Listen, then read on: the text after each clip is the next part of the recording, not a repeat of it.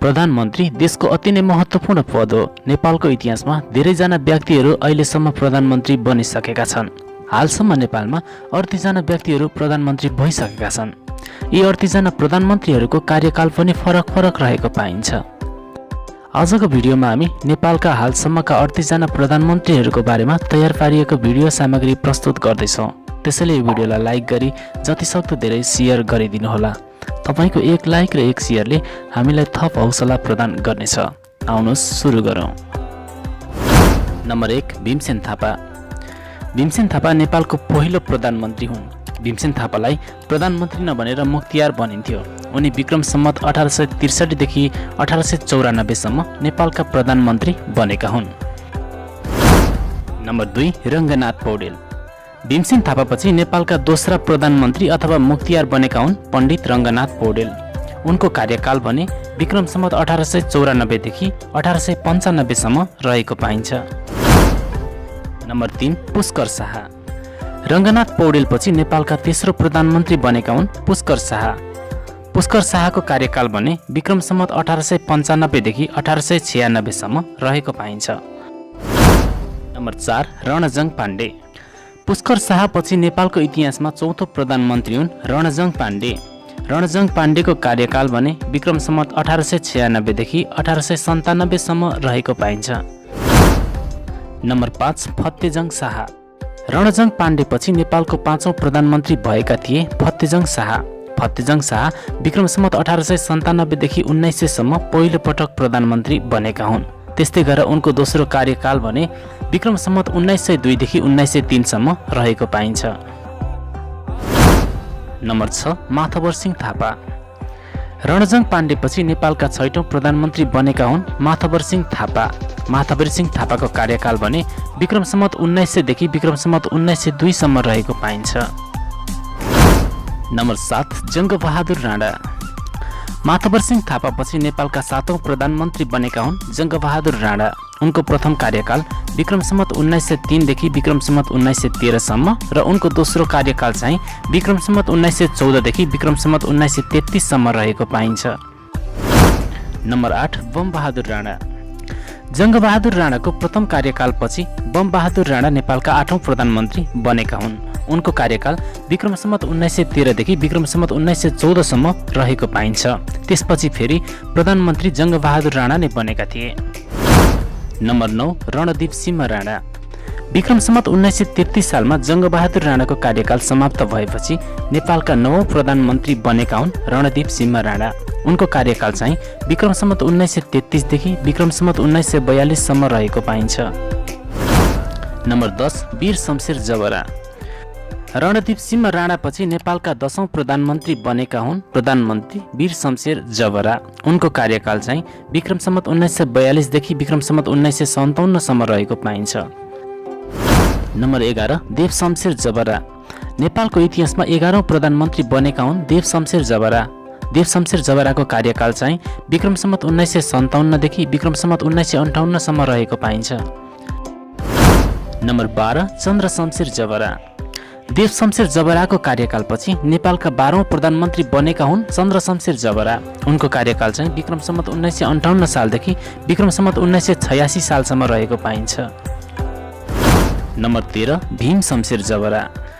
चन्द्र शमशेर जबरापछि नेपालका 13औं प्रधानमन्त्री बनेका हुन् प्रधानमन्त्री भीम शमशेर जबरा। उनको कार्यकाल चाहिँ विक्रम सम्वत 1986 देखि विक्रम सम्वत 1989 सम्म रहेको पाइन्छ। नम्बर 14 जुद्ध शमशेर जबरा। भीम शमशेर जबरापछि नेपालका 14औं प्रधानमन्त्री बनेका हुन् प्रधानमन्त्री जुद्ध शमशेर जबरा। उनको कार्यकाल विक्रम सम्वत 1989 देखि विक्रम सम्वत 2002 सालसम्म रहेको पाइन्छ। नम्बर 15 पद्म शमशेर जबरा। जुद्ध शमशेर जबरापछि विक्रम सम्वत 2002 सालमा पद्म शमशेर जबरा प्रधानमन्त्री बनेका हुन्। पद्म शमशेर जबराको कार्यकाल चाहिँ विक्रम सम्वत 2002 सालदेखि विक्रम सम्वत 2005 सालसम्म रहेको पाइन्छ। नम्बर 16 मोहन शमशेर जबरा। पद्म शमशेर जबरापछि नेपालका 16औं प्रधानमन्त्री बनेका हुन् मोहन शमशेर जबरा। उनको कार्यकाल विक्रम सम्वत 2005 सालदेखि 2008 सालसम्म रहेको थियो। उनी नेपालका अन्तिम राणा प्रधानमन्त्री समेत हुन्। नम्बर 17 मातृका प्रसाद कोइराला। मोहन शमशेर जबरापछि नेपालका 17औं प्रधानमन्त्री बनेका हुन् मातृका प्रसाद कोइराला। उनी 2 कार्यकाल नेपालका प्रधानमन्त्री बनेका हुन्। उनको पहिलो कार्यकाल विक्रम सम्वत 2008 सालदेखि विक्रम सम्वत 2009 सालसम्म र उनको दोस्रो कार्यकाल चाहिँ विक्रम सम्वत 2010 सालदेखि विक्रम सम्वत 2011 सालसम्म रहेको पाइन्छ। नम्बर 18 टङ्क प्रसाद आचार्य। मातृका प्रसाद कोइराला पछि नेपालका 18औं प्रधानमन्त्री बनेका हुन् प्रधानमन्त्री टङ्क प्रसाद आचार्य। उनको कार्यकाल विक्रम सम्वत 2012 सालदेखि विक्रम सम्वत 2014 सालसम्म रहेको पाइन्छ। Number 19 doctor KI Singh. Tanka Prasad Acharya पछि नेपालका 19औं प्रधानमन्त्री बनेका हुन् डाक्टर केआई सिंह। उनको कार्यकाल चाहिँ विक्रम सम्वत 2014 सालदेखि विक्रम सम्वत 2014 सालसम्म नै रहेको पाइन्छ। नम्बर 20 सुवर्ण शमशेर जबरा। टङ्क प्रसाद आचार्य पछि नेपालका 20औं प्रधानमन्त्री बनेका हुन् सुवर्ण शमशेर जबरा। उनको कार्यकाल विक्रम सम्वत 2015 देखि विक्रम सम्वत 2016 सालसम्म रहेको पाइन्छ। Number 21 BP Koirala. सुवर्ण शमशेर जबरा पछि नेपालका 21औं प्रधानमन्त्री बीपी कोइराला बनेका हुन्। उनको कार्यकाल विक्रम सम्वत 2016 सालदेखि विक्रम सम्वत 2017 सालसम्म रहेको पाइन्छ। नम्बर 22 डाक्टर तुलसी गिरी। बीपी कोइराला पछि देशको शासन सत्ता 1 वर्षसम्म राजा महेन्द्रले हडपेको पाइन्छ। त्यसपछि विक्रम सम्वत 2019 सालमा नेपालका 22औं प्रधानमन्त्री बने डाक्टर तुलसी गिरी। उनको कार्यकाल विक्रम सम्वत 2019 सालदेखि विक्रम सम्वत 2021 सालसम्म र उनको दोस्रो कार्यकाल चाहिँ विक्रम सम्वत 2032 सालदेखि विक्रम सम्वत 2033 सालसम्म रहेको पाइन्छ। नम्बर 23 सूर्यबहादुर थापा। डाक्टर तुलसी गिरी पछि नेपालका 23औं प्रधानमन्त्री बनेका हुन् सूर्यबहादुर थापा। सूर्यबहादुर थापा नेपालको इतिहासमा 5 चोटि प्रधानमन्त्री बनेका छन्। उनको प्रथम कार्यकाल विक्रम सम्वत 2021 सालदेखि विक्रम सम्वत 2023 सालसम्म रहेको पाइन्छ। त्यस्तै गरेर उनको दोस्रो कार्यकाल चाहिँ विक्रम सम्वत 2023 सालदेखि विक्रम सम्वत 2025 सालसम्म रहेको थियो। त्यस्तै गरेर उनको तेस्रो कार्यकाल चाहिँ विक्रम सम्वत 2036 सालदेखि विक्रम सम्वत 2040 सालसम्म रहेको पाइन्छ भने उनको चौथो कार्यकाल चाहिँ विक्रम सम्वत 2054 सालमा सुरु भएर विक्रम सम्वत 2054 सालमा नै अन्त्य भएको थियो। त्यस्तै गरेर उनको 5औं प्रधानमन्त्री काल भने विक्रम सम्वत 2060 सालदेखि विक्रम सम्वत 2061 सालसम्म रहेको पाइन्छ। नम्बर 24 कृतिनिधि बिष्ट। सूर्यबहादुर थापापछि नेपालले कृतिनिधि बिष्टलाई 24औं प्रधानमन्त्रीको रूपमा पायो। उनको कार्यकाल विक्रम सम्वत 2025 सालदेखि विक्रम सम्वत 2026 सालसम्म र उनको दोस्रो कार्यकाल चाहिँ विक्रम सम्वत 2028 सालदेखि विक्रम सम्वत 2030 सालसम्म रहेको थियो। त्यस्तै गरेर उनको तेस्रो कार्यकाल चाहिँ विक्रम सम्वत 2034 सालदेखि विक्रम सम्वत 2036 सालसम्म रहेको पाइन्छ। नम्बर 25 नरेन्द्र प्रसाद रिजाल। कृतिनिधि बिष्टको कार्यकालपछि नेपालका 25औं प्रधानमन्त्री बने नरेन्द्र प्रसाद रिजाल। उनी 2 पटक नेपालका प्रधानमन्त्री बनिसकेका छन्। उनको प्रथम कार्यकाल विक्रम सम्वत 2030 सालदेखि विक्रम सम्वत 2032 सालसम्म र उनको दोस्रो कार्यकाल चाहिँ विक्रम सम्वत 2042 सालदेखि विक्रम सम्वत 2042 सालसम्म नै रहेको पाइन्छ। नम्बर 26 लोकेन्द्र बहादुर चन्द। नरेन्द्र प्रसाद रिजाल पछि नेपालका 26औं प्रधानमन्त्री बने प्रधानमन्त्री लोकेन्द्र बहादुर चन्द। लोकेन्द्र बहादुर चन्द 4 पटक नेपालका प्रधानमन्त्री बनेका छन्। उनको प्रथम कार्यकाल विक्रम सम्वत 2040 सालदेखि विक्रम सम्वत 2042 सालसम्म रहेको पाइन्छ भने उनको दोस्रो कार्यकाल चाहिँ विक्रम सम्वत 2046 सालदेखि विक्रम सम्वत 2047 सालसम्म रहेको थियो। त्यस्तै गरेर उनको तेस्रो कार्यकाल विक्रम सम्वत 2053 सालदेखि विक्रम सम्वत 2054 सालसम्म रहेको थियो भने उनको चौथो कार्यकाल चाहिँ विक्रम सम्वत 2059 सालदेखि विक्रम सम्वत 2060 सालसम्म रहेको पाइन्छ। नम्बर 27 मरिचमान सिंह श्रेष्ठ। लोकेन्द्र बहादुर चन्द पछि नेपालका 27औं प्रधानमन्त्री बनेका हुन् प्रधानमन्त्री मरिचमान सिंह श्रेष्ठ। उनको कार्यकाल विक्रम सम्वत 2043 सालदेखि विक्रम सम्वत 2046 सालसम्म रहेको पाइन्छ। नम्बर 28 कृष्ण प्रसाद भट्टराई। मरिचमान सिंह पछि नेपालका 28औं प्रधानमन्त्री बने कृष्ण प्रसाद भट्टराई। उनी 2 पटकसम्म नेपालको प्रधानमन्त्री बनिसकेका छन्। उनको प्रथम कार्यकाल विक्रम सम्वत 2047 सालबाट विक्रम सम्वत 2048 सालसम्म र उनको दोस्रो कार्यकाल चाहिँ विक्रम सम्वत 2056 सालमा सुरु भएर विक्रम सम्वत 2056 सालमा नै सकिएको थियो। नम्बर 29 गिरिजा प्रसाद कोइराला। कृष्ण प्रसाद भट्टराई पछि नेपालका 29औं प्रधानमन्त्री बने गिरिजा प्रसाद कोइराला। उनी 5 पटकसम्म नेपालको प्रधानमन्त्री बनिसकेका छन्।